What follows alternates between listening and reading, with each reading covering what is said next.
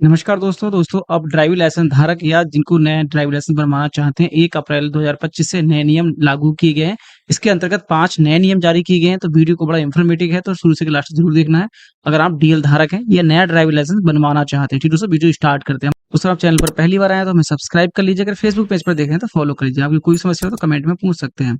तो दोस्तों, 1 अप्रैल 2025 से नए नियम लागू किए गए हैं 4, जो नए साल से लागू हो जाएंगे। जी हाँ दोस्तों, पहला नियम है मोटर व्हीकल एक्ट 1988 सेक्शन 14 के अंतर्गत। इसमें क्या है, जो अब आपका ड्राइविंग लाइसेंस बनेगा वो आपके एज पर दिया जाएगा। जैसे कि जो फर्स्ट कैटेगरी होगी इसमें एज पर डिपेंड, जो ड्राइविंग लाइसेंस पहली बार बनवा रहे हैं 18 से लेकर 30 साल तक बीच में उनकी एज है, तो उनकी एज की 40 साल तक वो वैलिड रहेगा। ठीक है। दूसरे नियम के अंतर्गत जिनकी एज 30 से लेकर 50 साल तक है, उनकी 10 साल के लिए ही वैलिड रहेगा। ठीक है। अगर तीसरे नियम के अंतर्गत अगर किसी की एज 50 से लेके 55 साल के बाद नया बनवा रहे हैं या रिन्यूअल करवा रहे हैं, तो उनकी 60 साल तक की एज तक वो वैलिड रहेगा। इसी प्रकार से जिनकी एज 55 साल या इससे अधिक नया बनवा रहे हैं या रिन्यूअल करवा रहे हैं, तो उनका 5 साल तक वैलिड रहेगा, मतलब 60 साल तक की एज में उनका वैलिड रहेगा। यहीं पे अगर ट्रांसपोर्ट वाले या हैवी व्हीकल है, तो जिनकी ड्राइविंग लाइसेंस थी, जिनकी हैवी व्हीकल चलाते थे, तो 5 साल तक की वैलिडिटी होती थी, उसी के अंतर्गत 5 साल ही रहेगी। मगर जिसमें अब हजार्ड व्हीकल होते हैं, जिसमें केमिकल ड्राइवर टाइप के चलाते हैं, तो उनकी जो वैधता होती थी वो 1 साल के लिए होती थी, जिसको बढ़ाकर अब 3 साल तक कर दिया है। इसी प्रकार से दूसरे अपडेट के हिसाब से मोटर व्हीकल एक्ट 1988 सेक्शन 9 के अंतर्गत अगर डीएल टेस्ट में 3 बार फेल हो जाते हैं, तो चौथी बार पास होने के लिए आपको ड्राइवर रेमेडियल कोर्स करना होगा। तो ये कोर्स आपको जो ड्राइविंग लाइसेंस टेस्ट सेंटर होते हैं उनके अंतर्गत दिया जाएगा, और आपको 3 से लेके कम से कम 3 दिन का और ज्यादा से ज्यादा 7 दिन, मतलब 3 से लेके 7 दिन तक आपको ये टेस्ट देना होगा। और इसके बाद ही आप अगली बार फीस पेमेंट करके चौथी बार टेस्ट दे पाएंगे। ये तब लागू होगा जब आपको 3 बार ड्राइविंग लाइसेंस में फेल हो चुके हैं।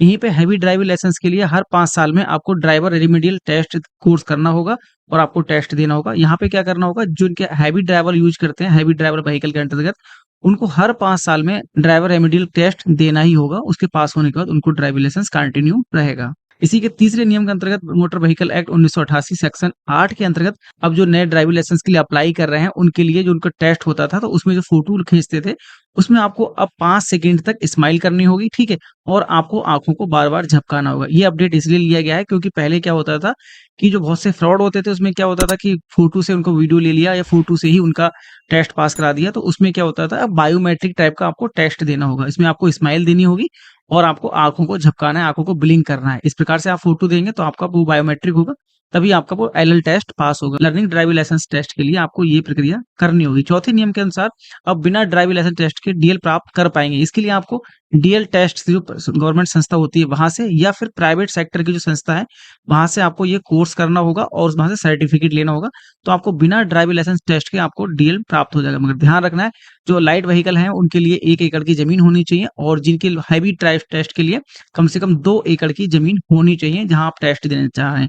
मतलब जो भी आप गवर्नमेंट संस्था है उनके अगर टेस्ट देंगे तो उनके लिए तो आपको पता ही है, मगर जो प्राइवेट संस्था है उनके लिए भी गवर्नमेंट ने मान्यता दे दी है। इसके लिए क्या है, जो लाइट मोटर व्हीकल है उनके लिए कम से कम 1 एकड़ की जगह होनी चाहिए, और जो हैवी टेस्ट देने के लिए जो सेंटर दिए जाएंगे, प्राइवेट सेक्टर को मान्यता दी जा रही है, उनके पास कम से कम 2 एकड़ का एरिया होना चाहिए, और जो इनका ट्रेनर है उसके पास 5 साल का एक्सपीरियंस होना चाहिए, वो भी ट्रेंड होना चाहिए।